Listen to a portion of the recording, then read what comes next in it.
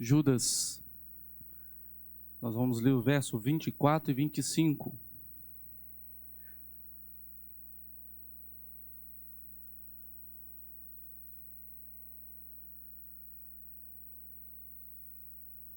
Que bom que eu não ouvi ninguém perguntando assim, qual o capítulo? Esqueceu de falar o capítulo. Que bom, só tem um capítulo mesmo. Carta de Judas, vamos ver os versos 24 e 25. Convido você a ler comigo esse texto. Vamos lá, todos juntos? Ora, aquele que é poderoso para vos guardar de tropeços e para vos apresentar com exultação, imaculados diante da sua glória, ao único Deus, nosso Salvador, mediante Jesus Cristo, Senhor nosso, glória, majestade, império e soberania, antes de todas as eras, e agora e por todos os séculos. Amém. Louvado seja o nome do Senhor. Não sei se vocês, ou quantos de vocês aqui gostam de vez em quando, num tempo livre, para dar uma dispersada na mente assim, ver alguns videozinhos no Instagram e tudo mais, para dar aquela, dispersada assim, dar uma descansada na mente, ou cansado mais, não sei. E eu gosto de vez em quando de fazer isso, e me deparei uma vez com um videozinho de uma pessoa falando da seguinte maneira, não vou repetir todas as palavras, mas a mensagem dela era a seguinte: é difícil a vida de crente, ser crente é muito difícil, a gente tem que fazer um monte de coisa, não pode fazer um monte de coisa, e no final das contas ainda corremos o risco de ir para o inferno. Na parte de que a vida de crente é difícil, eu tenho que concordar com ele, mas no restante, a gente percebe que ele ainda não entendeu o Evangelho. Se ele está lutando por alguma coisa, se ele está batalhando pelo Evangelho, não é o verdadeiro Evangelho, porque ele não entendeu o verdadeiro Evangelho. Porque eu não faço nada pelo Evangelho. É o Evangelho que fez tudo por mim. Eu não faço nada por Jesus Cristo que primeiro Jesus não tenha feito por mim. E qualquer coisa que a gente ache que fazemos para Deus, que possamos fazer alguma coisa que preste diante do Senhor, sem a mediação de Cristo, estamos completamente enganados. Ainda não entendemos o verdadeiro Evangelho. Quando Judas escreve essa carta aqui, queridos, ele escreve justamente com esse propósito. Judas aqui certamente não é o Judas Iscariotes. Quando a gente fala sobre Judas nas Escrituras, sempre lembramos de Judas Iscariotes, mas esse aqui não é aquele Judas. Dentro do meio dos 12 discípulos haviam 2 Judas, o Iscariotes e o Judas considerado também chamado Tadeu. E não é nenhum dos dois.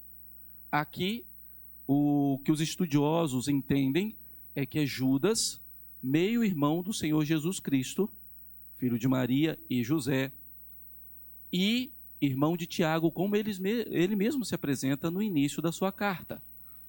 Judas aqui se apresenta como irmão de Tiago e servo de Jesus Cristo.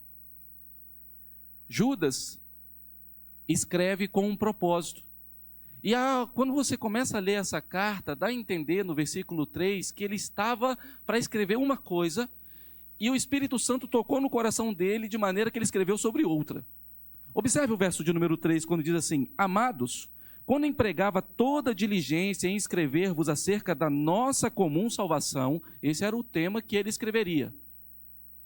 E aí ele diz: Foi que me senti obrigado a corresponder-me convosco, exortando-vos a batalhardes diligentemente pela fé que uma vez por todas foi entregue aos santos.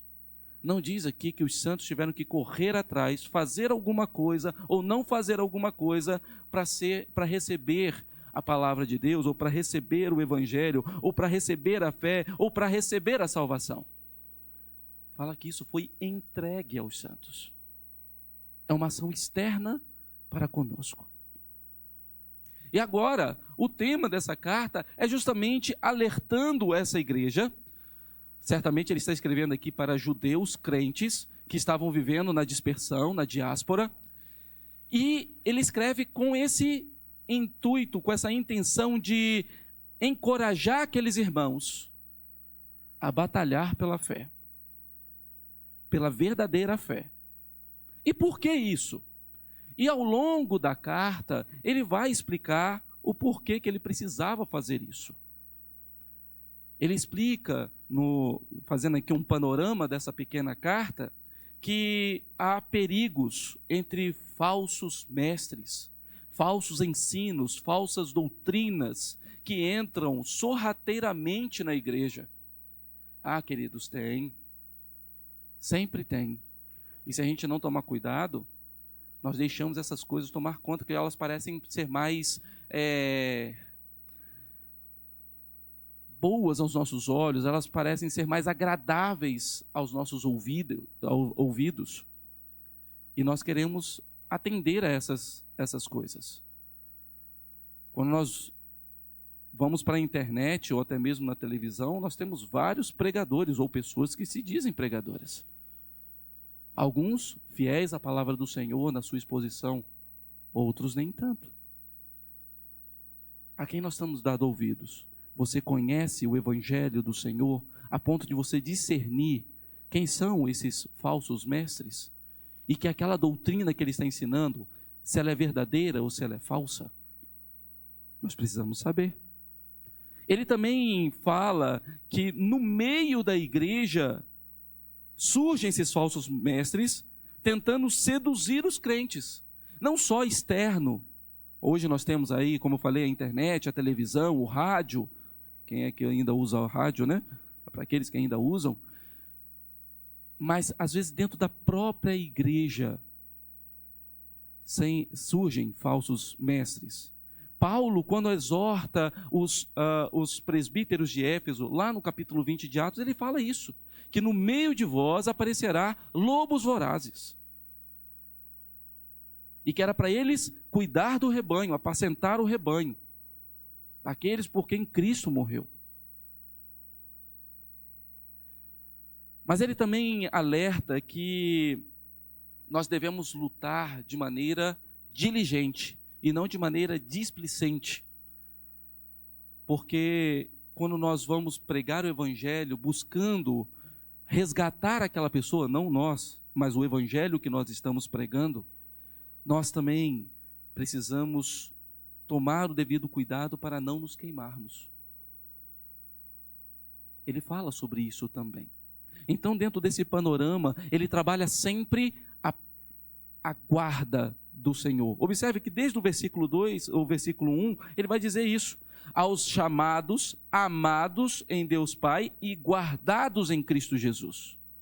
Depois, no versículo 21, ele vai usar o verbo guardar também de uma maneira mais específica, quando ele diz, guardai-vos no amor de Deus.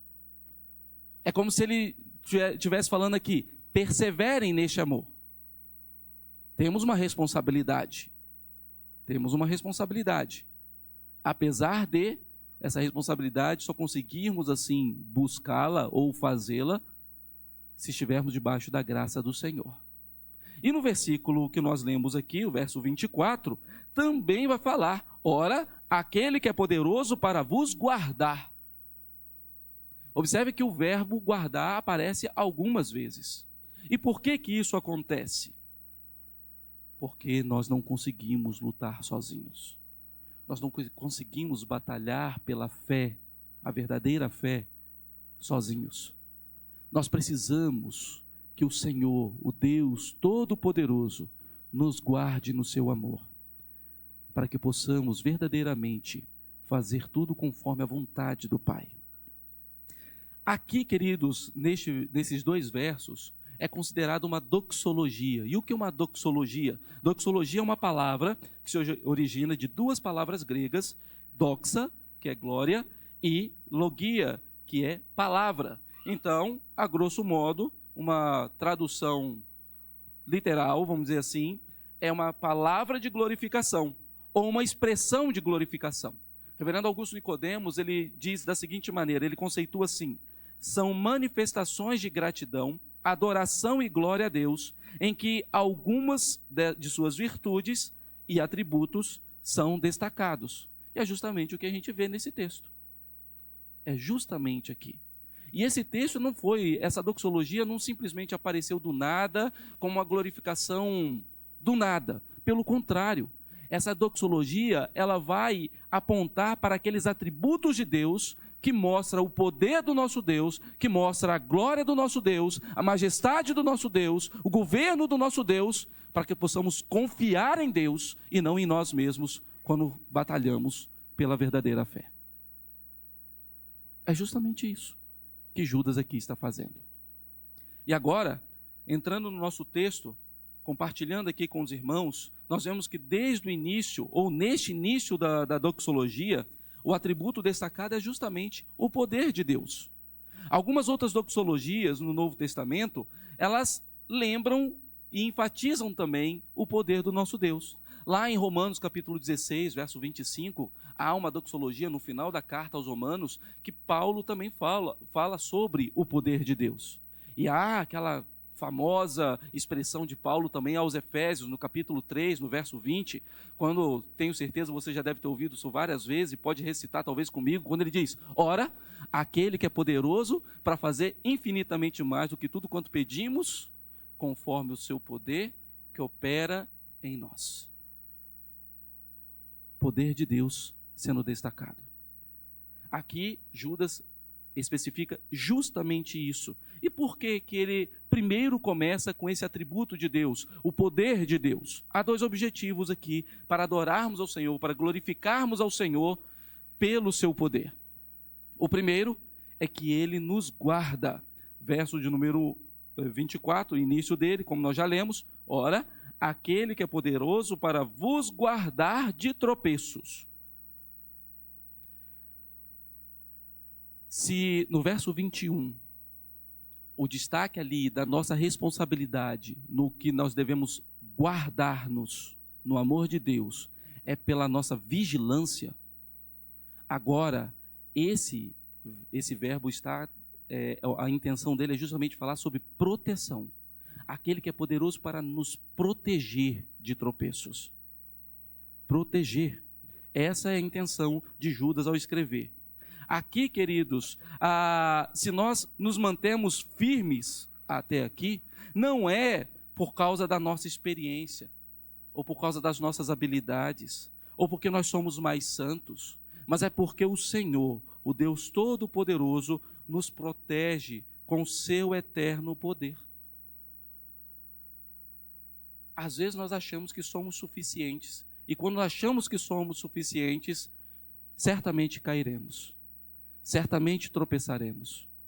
Mas quando nós confiamos no poder de Deus, quando nós olhamos para aquele que tem todo o poder, olhamos para aquele que é todo poderoso, nós podemos confiar que ele nos guardará.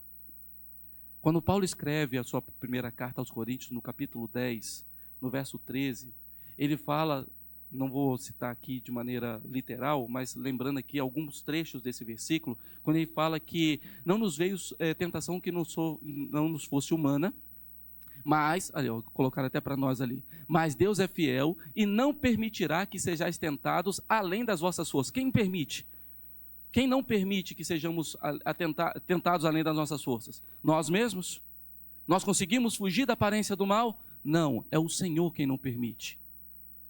Pelo contrário, observem aqui que não há desculpa para nós, quando nós tropeçamos e caímos. Geralmente, quando fazemos isso, fazemos porque nós quisemos fugir da presença do Senhor. E ele diz, pelo contrário, juntamente com a tentação vos proverá livramento, de sorte que a possais suportar. Então, aquelas desculpas, dizendo assim: foi mais forte do que eu. Não deu para suportar. Será que não? O texto é bem claro dizendo que nós temos livramento de providência do Senhor. E muitas vezes nós ignoramos a providência do Senhor. Nós é que queremos pecar. Por isso, pecado não é acidente. Pecado é vontade.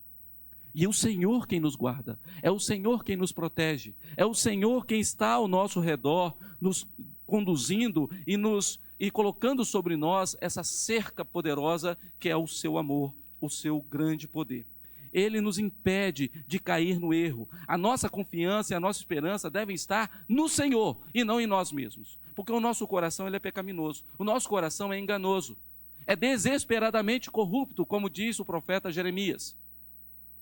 É por isso que a nossa confiança precisa estar no Senhor. É por isso que o salmista, no Salmo 40, ele vai começar expressando: esperei confiantemente no Senhor, e ele se inclinou para mim.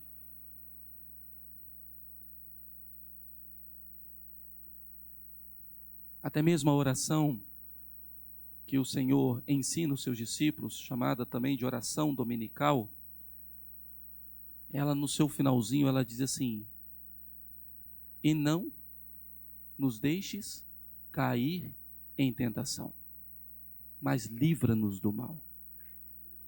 Porque só o Senhor tem poder para fazer isso. É por isso que nós precisamos recorrer ao Senhor. Se estamos passando por um momento de aflição, recorramos ao Senhor.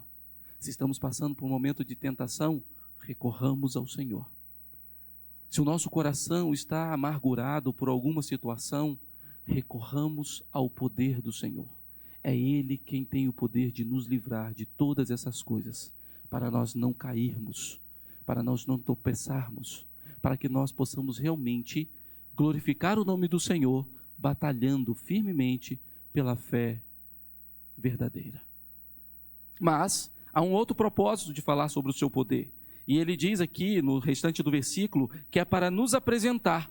E ele diz: e para vos apresentar com exultação, imaculados diante da sua glória. Que apresentação é essa? De que forma? Ele fala que ele vai nos apresentar com exultação e imaculados.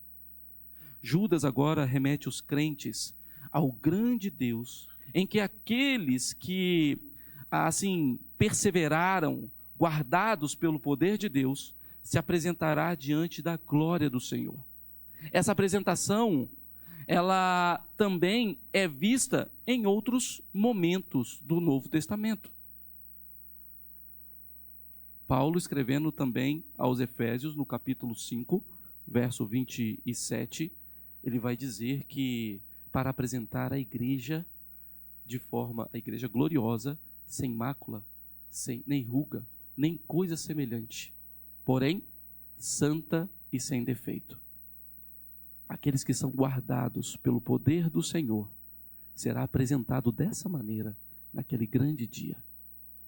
Aqueles que perseveraram, não porque são fortes, não porque nós somos fortes, porque nós somos super crentes, mas porque o poder do Senhor esteve sobre nós, porque a mão poderosa do Senhor esteve cuidando de nós, a esses o Senhor apresentará de maneira santa, imaculada, naquele grande dia. Ah, queridos, isso é maravilhoso. Ser apresentado diante do Senhor, o Senhor de toda a glória, mesmo como no texto que nós lemos aqui no momento de confissão de pecados, vai dizer justamente isso, que Cristo morreu por nós, não porque nós éramos bonzinhos, porque nós merecíamos ser salvos. Não, Ele morreu por nós, sendo nós ainda pecadores, ímpios, ofensores da graça dEle, ofensores da sua santidade. Foi assim que o Senhor nos resgatou. Foi desse império das trevas que Ele nos transportou para o reino do Filho do seu amor. Para naquele grande dia, aqueles que perseverarem até o fim, serem apresentados de maneira imaculada, sem rugas, sem manchas, para a glória do nosso Senhor e Salvador. Ah, queridos, o poder de Deus é maravilhoso. E nós precisamos confiar nesse poder e não em nós. Paulo, escrevendo também sua carta a sua segunda carta aos Coríntios, ele vai dizer justamente isso. Porque o poder de Deus se aperfeiçoa na nossa fraqueza. Então, quando eu sou fraco, é que sou forte. Parece contraditório, mas não é. Porque quando nós reconhecemos que somos fracos, nós declaramos que somos dependentes e confiamos somente no Senhor e não em nós mesmos. Mas enquanto acharmos que nós conseguimos vencer com a força do nosso braço, enquanto acharmos que as nossas habilidades são poderosas para fazer alguma coisa, nós simplesmente descartamos, ignoramos o poder de Deus. Estamos sujeitos a cair, tropeçarmos. O verso 25, ele continua adorando a Deus, glorificando a Deus com outros atributos. Lembrando sempre que é no Senhor que nós confiamos. Lembrando sempre que todas essas coisas, os falsos ensinos, os falsos mestres, nosso próprio coração, todas essas coisas não são confiáveis, mas o Senhor é.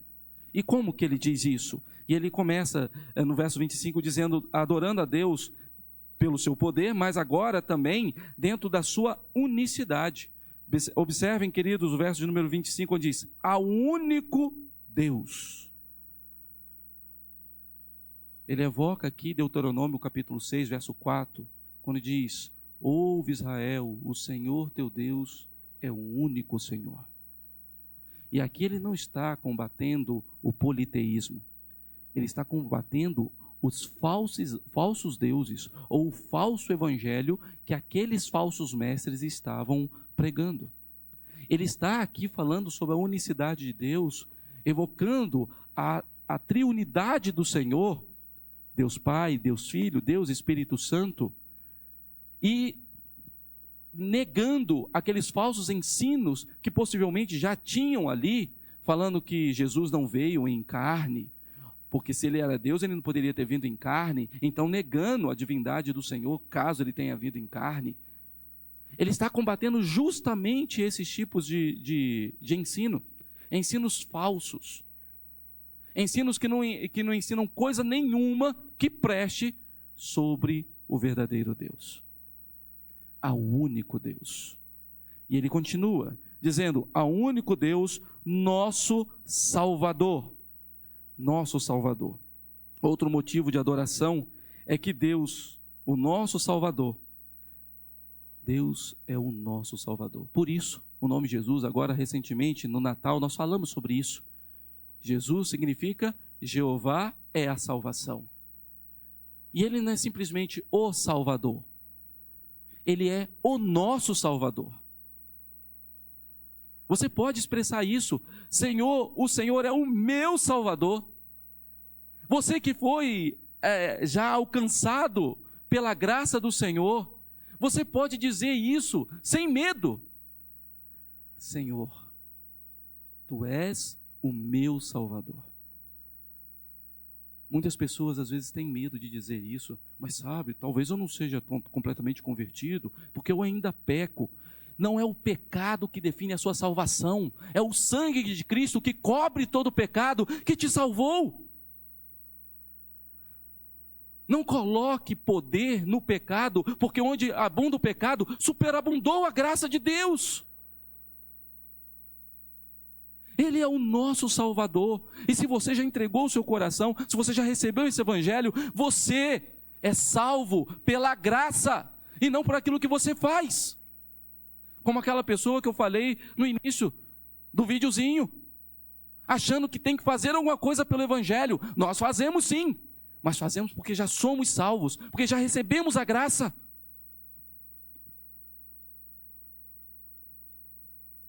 O Senhor Jesus é o nosso Salvador. A obra completa de salvação está ali estampada na cruz. Quando nós lembramos da cruz, nós lembramos que o sacrifício do Senhor Jesus é o sacrifício perfeito, é o sacrifício suficiente. E não há outro meio, não há outra forma de sermos salvos que não seja mediante o Senhor Jesus Cristo.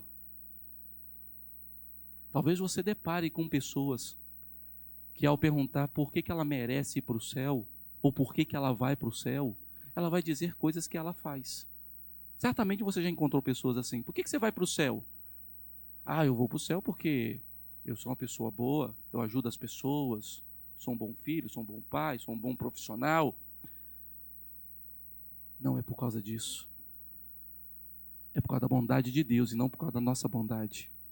É por causa da graça de Deus e não por aquilo que nós fazemos. Não há outro meio de salvação. Não, a religiosidade não é um caminho para a salvação. As boas obras não é um caminho para a salvação. Jesus é o caminho para a salvação. Não é um dos caminhos, é o caminho.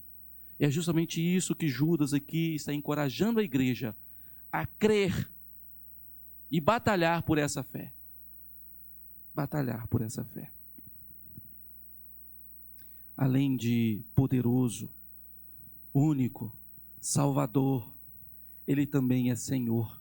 O verso continua dizendo: ao único Deus, nosso Salvador, mediante Jesus Cristo, Senhor nosso.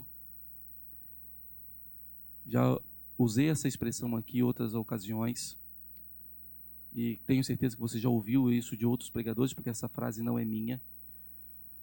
Mas se Jesus não é seu Senhor, Ele também não pode ser seu Salvador.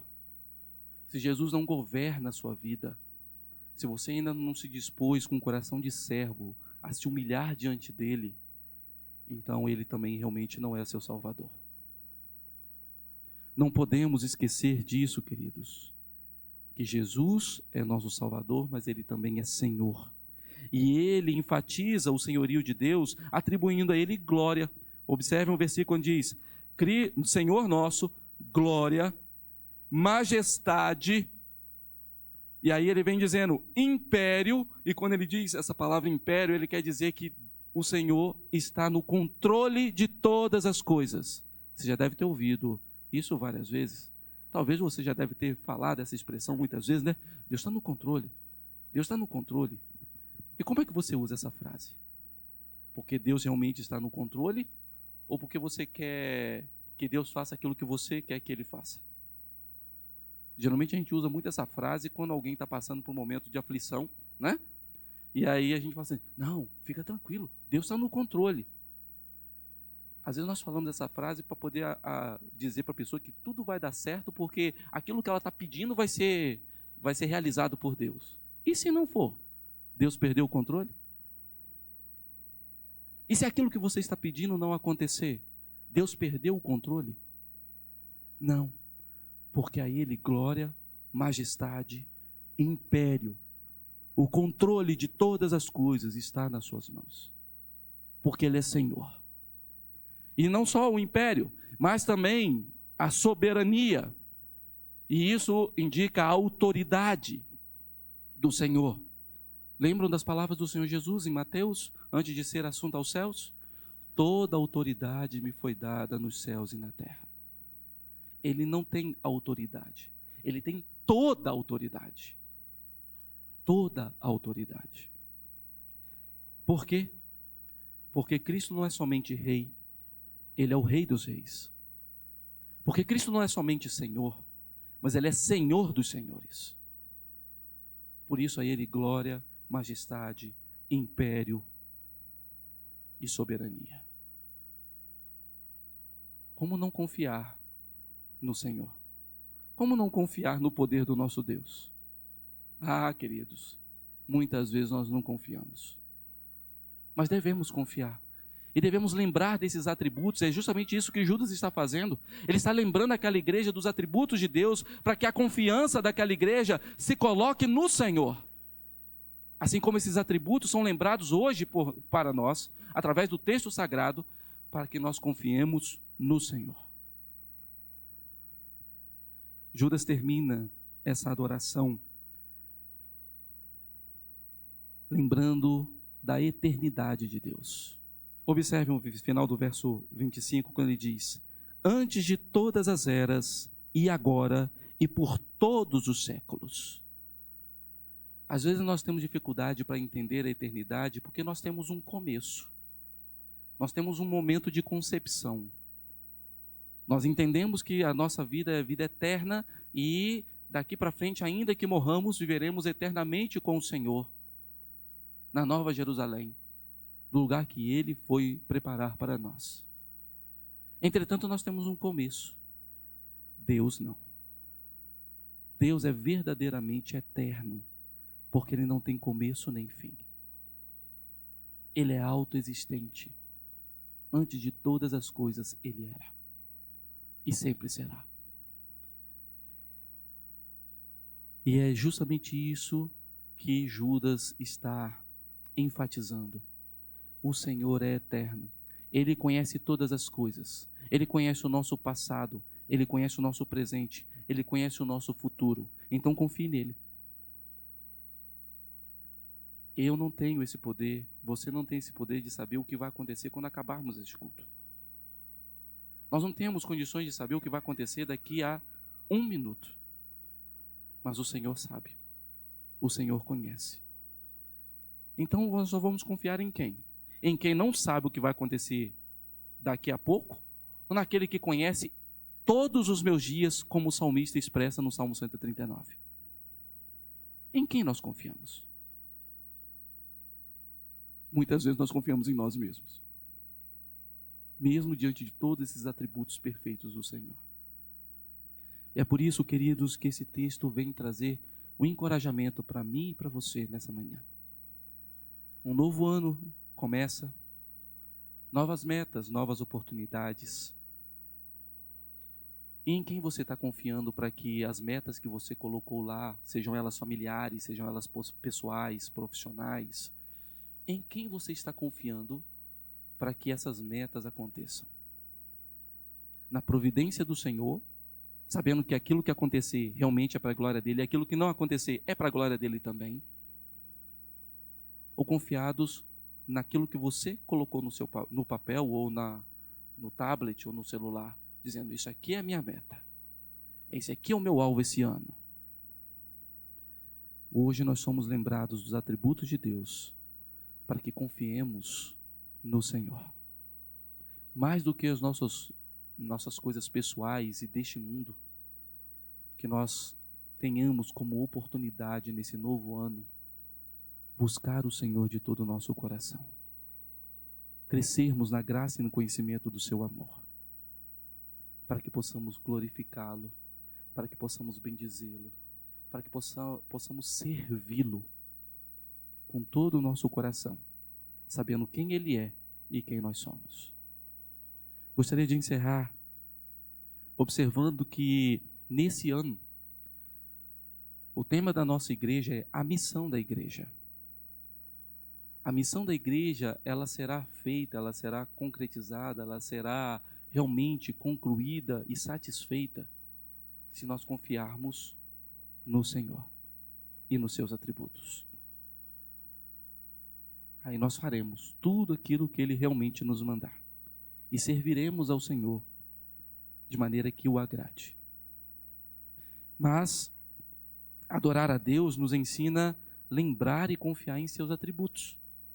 Se os judeus que receberam essa carta e nós hoje lembrarmos quem é Deus, certamente não cairemos nas armadilhas dos falsos ensinos. Certamente não cairemos nas armadilhas do nosso próprio coração, se nós lembrarmos dos atributos de Deus e confiarmos no seu poder. Também, queridos, nós precisamos avançar adorando. Nós não podemos ficar parados. Nós precisamos servi-lo, nós precisamos adorá-lo, nós precisamos colocar a nossa fé em prática. Mas devemos lembrar que a nossa preservação, ela não vem de nós mesmos. Nós precisamos confiar em Deus para que avancemos em vigilância e firmeza. É buscar no Senhor forças para continuarmos, para avançarmos em adoração e serviço. E por fim, nós devemos adorar o Senhor, não olhando para os perigos, não olhando para as circunstâncias, mas conhecendo e crescendo no conhecimento do verdadeiro Evangelho, para que batalhemos diligentemente por essa causa, confiados no amor de Deus, guardados pelo Senhor Jesus Cristo. A obra que Ele começou em nós, Ele nos preservará e Ele completará. Não temos o que temer quando nós lembramos quem é o Deus a quem nós servimos. Não temos o que temer quando nós lembramos o que o nosso Deus pode fazer. E Ele faz pelo seu povo, pelos seus escolhidos. Ele faz porque é do seu povo, dos seus filhos, adotados em Cristo Jesus, que nós estamos falando. Mas Ele faz conforme o seu poder que opera em nós. Não conforme a nossa vontade, mas a vontade dEle, que é boa, perfeita e agradável. Adoremos o Senhor. Sirvamos ao Senhor. Cumpramos a missão da igreja, adorando, conhecendo o Senhor, conhecendo cada vez mais, confiados no seu poder e no seu amor. Que Deus assim nos abençoe. Vamos colocar de pé, queridos?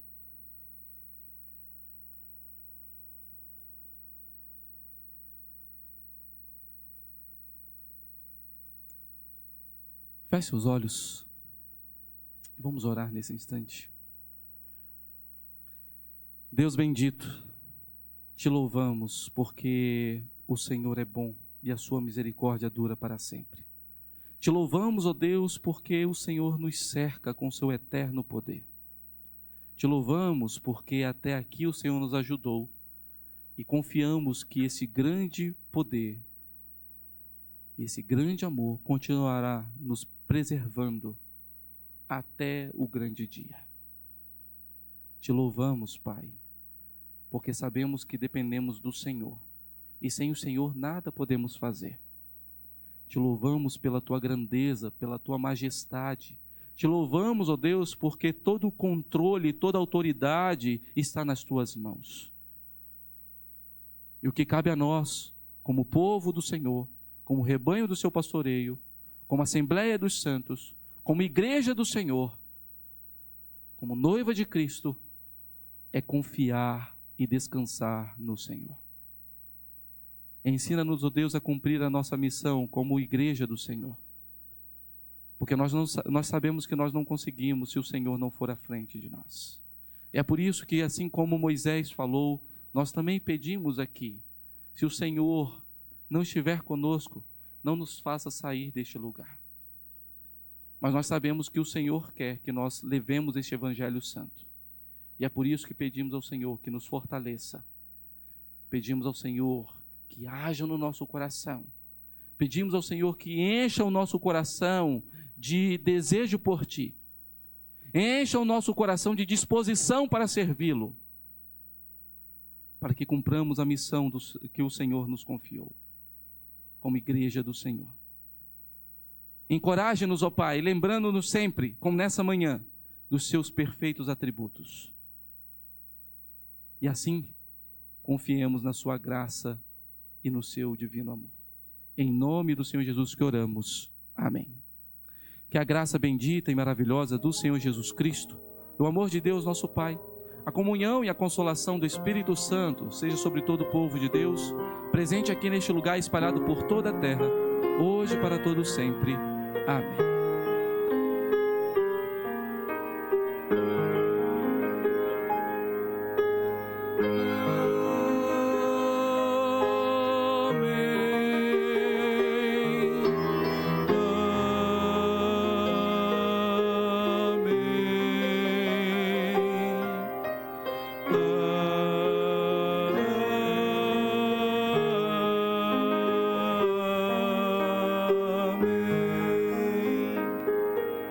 Se assente, queridos. Reverendo Fábio está curtindo as suas férias, descansando um pouco. Então oremos por ele, oremos por esse momento de descanso do nosso pastor. Oremos pela igreja, né? Esse período é um período que muita gente viaja, então oremos pelos nossos irmãos que estão aí também gozando de férias, descansando um pouco, viajando. Oremos, queridos, pela missão da igreja. Oremos pela igreja para que nós possamos realmente cumprir com o chamado que o Senhor nos confiou.